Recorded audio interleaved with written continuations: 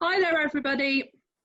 You probably have heard over the last week or so, the Prime Minister announced that students in Year 10 and Year 12 are going to begin to have some face-to-face contact with their teachers from the 15th of June.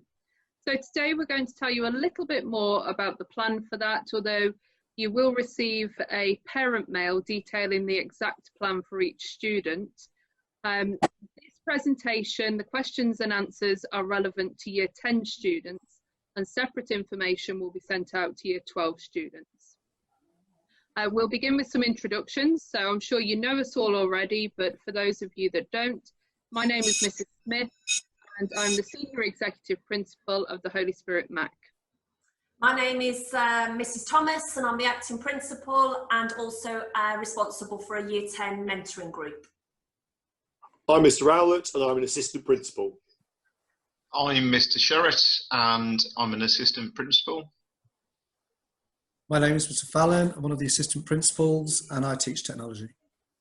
And I'm Mrs. Anderton, and I'm the last Assistant Principal. Thank you. Right, let's get cracking with some questions. Mrs. Thomas, will start with a question which I'm sure lots of students and parents will want to know the answer to. What day will each student be expected to attend school, and how will their teaching groups be chosen? How will it look? Okay, so as per the government guidelines, only a quarter of the year group will attend school on any given day. Each student will be allocated a day to attend school according to the combination of their subjects. So if you learn history, for example, you'll be in the same group for English, Maths, Science and RE. The school day will start at 10 o'clock, so please be on site for 9:50 and go to the Maths block where your face-to-face meetings will take place. The day will finish at 2:15 p.m. So please, we ask for students to leave the school site promptly, not hang around, and ensure you adhere to the social distancing rules on your way home. Some students will be expected to attend on a Friday, and your mentor will be in touch with you if you fall into that group. Mrs. Anderton, two related questions for you. Very important one here, actually. The first part is, do I have to attend school if I don't want to? And the second is, can I come in on other days if I want to, other than the day that I've been allocated?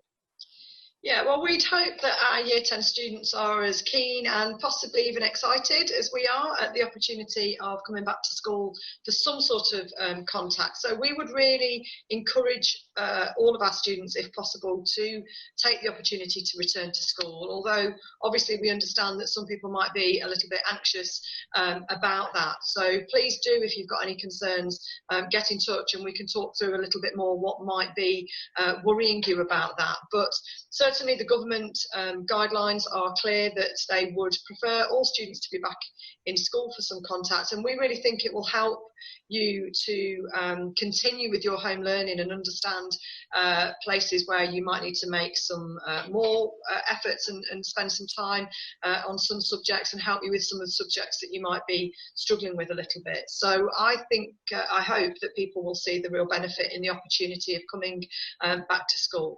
In terms of coming in on other days, unfortunately that is not going to be possible. The government have been really clear on us trying to maintain bubbles of students where only the same students mix with the same students at a regular time. So mixing of students across days or groups is not feasible at all, I'm afraid. Mr. Rowlett, obviously the day is going to look very different for students, particularly as most will only be coming in once a week. So what will lessons look like? Well, they'll be very different because, first of all, you'll be seeing in much smaller groups, and your teacher will be primarily interested in seeing what progress you made during lockdown and trying to pick out the things that still need to be done. Then they're going to move on to clarify what exactly each of you will need to do to get up to speed in each of the subjects that you have. So the teacher will be explaining what you need to do to catch up and close those gaps. And finally, the teacher will be there to deal with any concerns or misunderstandings you have and try and clarify them before you move on to the next session. So it's really about giving you an audit of where you're at and showing you the way forward rather than specific teaching. And Mrs. Thomas, obviously when the students return, they're going to notice lots of changes. So could you just tell us a little bit about what will they need to bring to school, and what changes might they see in the school day? Okay, and the simple answer to that is not a lot.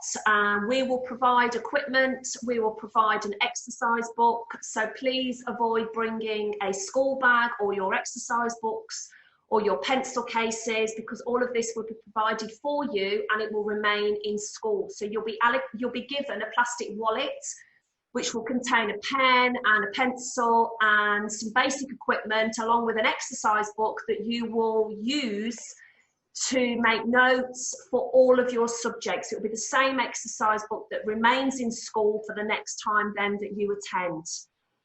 Obviously, we will have a break and a lunch time, but those will be shortened to what you've been used to normally, and you will have to stay in the group that you've been allocated at social times too.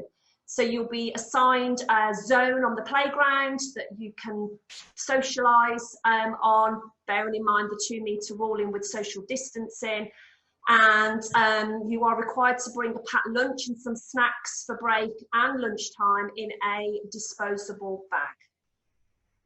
There is an element of responsibility here, Year 10, that we are going to expect of you as young adults, and trying to mitigate your own risk. Whilst there's a very thorough risk assessment in place in school, we will ask you to adhere to the social distancing rules as you make your way to the maths block, as you leave the maths block, as you go out onto the playground, and also to take some responsibility for your own area that you've been kind of working on. So to wipe down your desk at the end of each session, to ensure that you put your exercise book and your stationery back into the plastic wallet at the end of the day. And Mrs. Anderton, one for you here. How should the students get to school, and will they be expected to socially distance? Yeah, I'd hope we'd try and encourage our students to take this opportunity to do a bit more exercise and get out in the fresh air. The weather's been quite good recently, touch wood. So we'd encourage as many students as possible to either walk or cycle to school. Obviously, if students are walking or cycling into school or in the public domain at all on their way to or from school, we would want them to make sure they are adhering to the social distancing rules and keeping themselves safe. There are no school buses running at the moment, so although some students may need to access public transport, we would encourage that to be as minimal as possible. Some parents may choose to drive their child into school and give them a lift. That's fine, but you won't be able to access the school site. So we'd encourage parents to drop off and collect just down at the Jubilee Sports Centre, and then students can walk up Greenmore Road into school from there.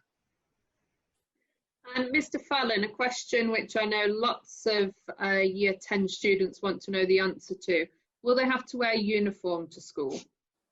You'd be glad to know that the answer is no, but it's really important that you're dressed appropriately. You're still representing the school, and it would be a good idea if you could wear training shoes. You may be required to do some form of exercise at some point, so that would make life a lot easier. And Mr. Fallon, another one for you actually. Will the students still have to continue completing work at home when they come back to school for 1 day a week? If I could just say, first of all, we're very proud of your efforts over these very difficult times. And it's absolutely crucial that you continue to do that and stay on top of your remote learning. We will set you off on your work, and importantly, your tutor will continue to monitor what you're doing and see how you're getting on to ensure that you're coping okay, and most importantly, to check on your well-being. We know that lots of our families have had some really difficult circumstances over the recent period. Mr. Sherratt, a student has asked what support will be in place if you've had a family bereavement over this time? Yes, I mean, hopefully, you know, I hope that none of you are in this position, but if you are, please rest assured that we are here to support you if you have had a bereavement or if you do have a bereavement during lockdown. We will support you as much as we can. Any information that you give us, please rest assured that we will only share it with people that you are comfortable knowing about it. And we do have bereavement counselling in place as well, if you feel that this is something that you would benefit from, and all you have to do is let us know. In fact, we're at the end of our series of questions. I think probably to sum up, what I would say to you is, don't worry. We have spent a long time preparing for you coming back to school. We are really keen to get you back in. And we know that some of you will be anxious. We know that some of you might feel that you have gaps in your learning. And we are ready and waiting to help you. If you have questions, get in touch. We will get straight back to you. If there are things that you're anxious about, let us know in advance, and we will make sure that you receive the right support when you come back to school. It will be okay, and we are really, really looking forward to seeing you all. Thank you. Thank you. Look forward to seeing you, Year 10. Thank you. Cheers, all the best. Bye.